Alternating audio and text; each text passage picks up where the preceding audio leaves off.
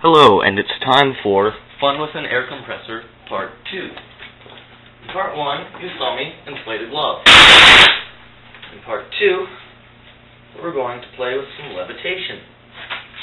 Now, we're going to levitate a golf ball, but all the little pits on the golf ball make the air go around it in funny ways, and it makes it really loud. So I strongly recommend ear protection. So I'm going to put in these earplugs.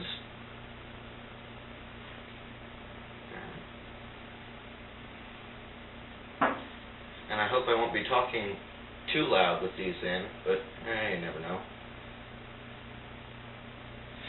Okay, so with your air compressor charged up to about, I don't know, somewhere around 75 to 100 psi, that should be plenty.